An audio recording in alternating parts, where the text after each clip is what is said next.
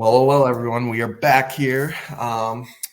Today's video, we're going to be getting into, about like 40 games into the MLB season, maybe a little over under.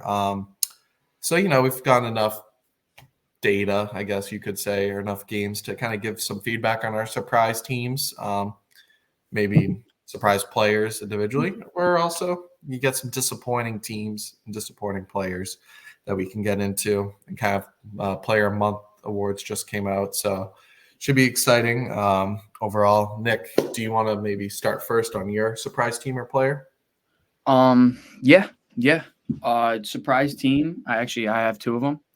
First one being, I think everybody who pays attention to the MLB can say this: the Oakland Athletics. I mean, at this point in the season, I don't think anybody expected them to be even remotely close to 500, let alone one game under. I know they just swept the Rays, I think a week ago. They split a 4-game series with the Yankees, who are a top 5 team in the league easily.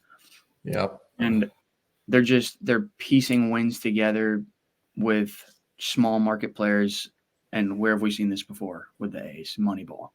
And then my other team is the Royals, who they're not 500. They're 20-15. They're playing very good baseball. They have great pitching, good young players. I mean, Bobby Witt is unbelievable. I think he's only going to get better every year. He could be he could be an MVP candidate in the next 2 or 3 years. Yeah, no. A's were one of my surprise teams. My question is, do you think this kind of like, obviously with the news that they're moving, do you think this is just like one last kind of like rallying call with the team, like let's band this together, like do it one more time for the city of Oakland, even though we're not the most talented team, try and make this competitive baseball and maybe somehow sneak into a wild card spot? Or do you think this is kind of like it'll come down eventually, but kind of situation? Or do you think this could be a real Moneyball thing where they're just going to make this work? Players like, I think his name's like Tyler Nevin has been one of their best players, hitting above 300. Like, is this a one last rally for the city of Oakland? I mean, funny enough you say all that. Like, there's literally a movie based on this called Major League, where it's about formerly the Cleveland Indians, who their owner just he didn't want to pay. He wanted to move the team, got rid of all the good players, didn't pay anybody, and they ended up rallying around that and making the playoffs. So I can definitely see that being a huge reason why they're playing this well.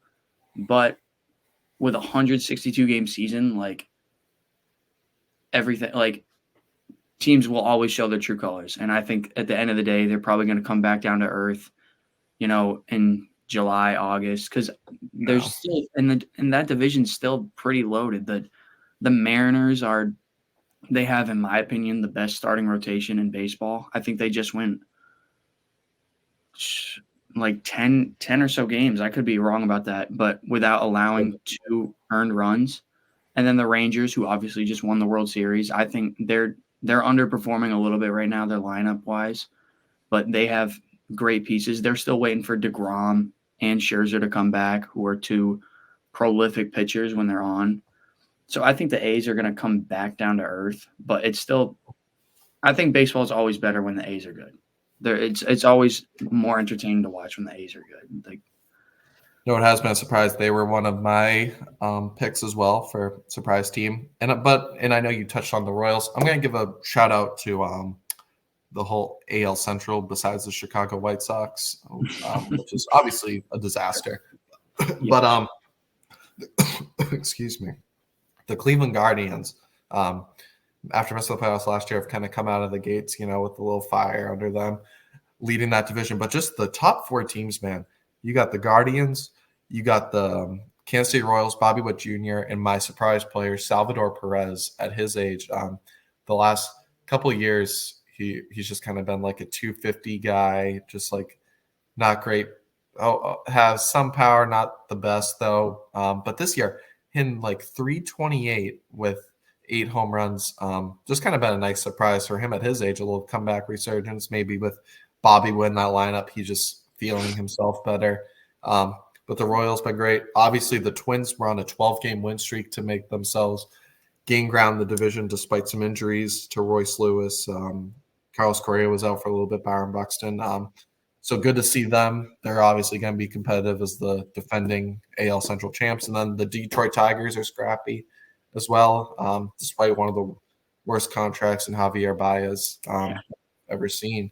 So that top four is going to be interesting. They're all within like 4 games of each other, and this early in the season can't declare anyone out. So it's going to be interesting, and it's going to be a fun race to watch as a Twins fan. I think it's going to be exciting, and I think it's going to come down to the wire really, because we have an up and coming Royals team, a mixture of youth and experience, and the Twins and the Guardians are always fighting, no matter how much money they spend on their team. They're kind of like the new Moneyball A's, always just kind of like getting into the playoffs, even though they missed it last year, but always being competitive without the money to spend like the Dodgers or Yankees, It's kind of I can see that division being competitive. The AL East, AL East is always competitive. The Rays are underperforming, as well as Toronto. The Red Sox have actually, being a Red Sox fan, I'm stunned they are where they are right now.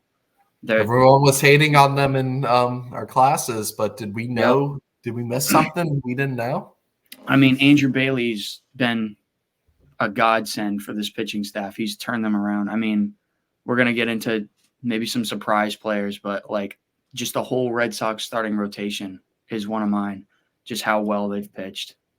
But yeah, like the Guardians, the Twins, obviously with their win streak, have made things a lot tighter. The Red Sox snapped it yesterday. Yep. But hey, the Twins still took the series. They still showed us they have the pitching. Yeah, no, the pitching is what's going to carry them until this lineup's healthy. But we've been talking about what ifs for Byron Buxton injuries wise and Royce Lewis. So we'll have to wait until it fully happens. But with that being said, do you kind of want to get into some surprise players, or do we move into disappointing teams? We can, we can go into the players first if you want to. Okay. Yeah, so obviously one of mine was Salvador Perez. Obviously, a huge surprise. Kind of at his age too, you kind of never expect this. But another surprise player I'm going to go with, not because I didn't expect it coming, but just how quickly Gunnar Henderson has like transformed himself from a great rookie season into his second year, kind of turning into their best hitter all around. That Orioles lineup, man, such a bright future with him, Adley Rutschman. Just been a huge surprise to see what they've been able to do at such a young age for those two. And it's just kind of been fun to watch because Baltimore was on the map for a while with Adam Jones and Crush Davis, I used to call him. He used to smash baseballs until he became the worst hitter ever. So good to see them back in the map, man. Obviously, they were the 1 seed last year, and I think they're only going to go up from here because they're just so young and so good. Mm-hmm. Yeah, their lineup, and they still have prospects. I know Jackson Holliday didn't. He started out rough, but I think he's younger than us, so he's got time. He's got time to develop, and he's got the genes. Obviously, his dad was incredibly good, and his younger brother, people say, is even better than him. So I'm excited. But one of mine was also Gunnar Henderson, but another one I want to talk about who's he's not a younger player. He's kind of done it before, but is Marcell Ozuna for the Braves. Ozuna from the Braves, obviously, the whole meme. But hitting 300, 33 ribbies, 10 homers. He's been, because Acuna's off to kind of a slow start. He's still Ronald Acuna. He's still an MVP, but Ozuna's been the run producer in that offense. He's been driving in all the runs as of late. And once that Braves lineup gets hot, we saw it last year. That was one of the best lineups I've ever seen. 2018 Red Sox obviously is going to stand true in my heart as the best lineup I've ever seen. But 2019 Twins. Hey, the Bomba Squad. The Bomba Squad, yeah. But that Braves lineup, when they're not paying anybody. They have them all on huge, like 7-8 year deals for like $60 million. Like Acuna, I think, is making like $15 million. He's making way less than he's worth. So I could always imagine what if Freddie Freeman still was here. How unreal this lineup would be. But My question for the Braves is, I'm not worried about right now, like some of the bats being cold. I know they'll come around. My worry is come the postseason because we've seen this the last couple of years. I mean, they won the World Series back in 2021, so don't get me wrong, but the last like 2 years they've had like these historic offenses, and especially last year, one of the best. They tied actually the Bomba Squad Twins for the most home runs ever, which is whatever. I'm not salty about it, but just like you gotta one was juiced balls, one wasn't, but we won't get into that. Yeah, well, one was more exciting than the other because no one likes the second place. Oh, you tied a record. You got to break it, in my opinion, to be the number one. But yeah, I'll forget that. It's just like you gotta. I want to see this in the playoffs because right now the Phillies have kind of just slapped them around and have found ways to contain these bats. So my worry for Atlanta, it's not the regular season. They're going to do their thing. They're still one of the best teams in the league, even without some of the bats being as hot as they could be. So my question is just come playoffs, will this lineup be able to show up? Because we've seen it disappear the last couple of times. So that's where I stand with the Atlanta Braves. That's definitely true. And I think every Braves fan can attest to that. Like they love seeing, 105 wins every season, but show us what you got in the playoffs. Like you just said, the Phillies have their number.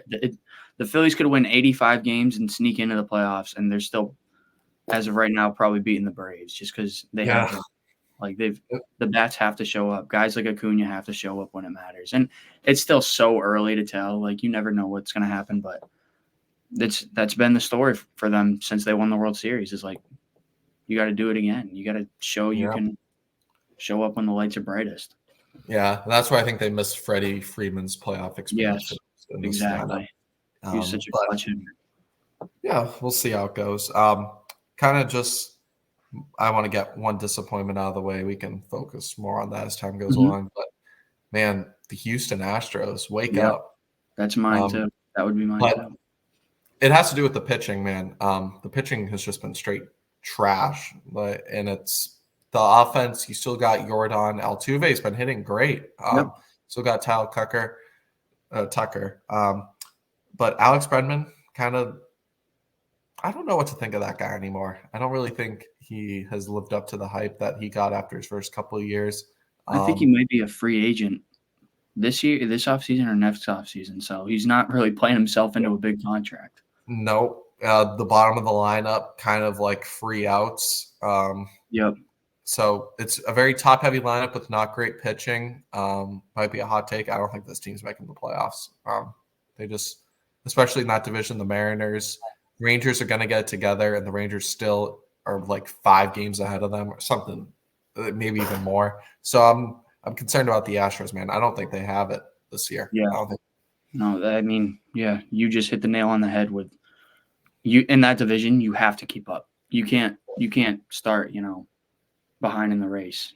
Even if they get hot late, those other teams are already going to have that head start on you. Right now the A's are ahead of them, and the A's are probably paying a Do the A's finish ahead of the Astros? That's a real question. That could be a prediction. That could be a future prediction, honestly. Yeah, that'll be could be a prediction. Maybe in that write that down segment we'll do. That would have been my main pick for a disappointing team, but another team that's pretty disappointing that made the playoffs last year, garbage this year, is the Marlins. They have had such a promising young staff, and I know some of their guys are hurt, so you got to cut them some slack. But they trade Luis Ariz 35 games. My guy, man. They're just giving up on the owner. Literally said we don't have a good chance of making the playoffs this year. Like you never know, man. Especially this early. Like the year the Nationals won it, I'm pretty sure they went into like the All-Star. They were last place going into the All-Star break, and they made a run. Yeah, you can't give up this early. Yeah, no. My Luis Ariz won the batting title. I feel bad, man. Won the batting title with the Minnesota Twins. Was traded the offseason. Although we did get Pablo Lopez, so I still think it's a win-win trade. Yeah. It was kind of like a need we needed, and the Marlins filled that need. And he had an even better year with the Marlins last year, hitting 350, something crazy. He was hitting like 400 for the first 2 months. People were talking about maybe he hits 400. Obviously, that's unsustainable, but still 350, another batting title. He's that guy. And then This year, not the best start, but still hitting like close to 300. So He had the 4 hits in Marlins, his debut with the Marlins Padres. have given up on the season. Yeah, Very it's just disappointing. yep. But that's what happens. You lose Sandy Alcantara. I didn't think this team was going to make the playoffs again, but I didn't expect them to be this bad, and they're probably only going to get worse from here on out, especially losing someone like Arise. I think the only team worse than them right now is the White Sox, which is not company you want to be in. So with that being said, I think that'll kind of wrap up this MLB segment of surprising and disappointing players and teams.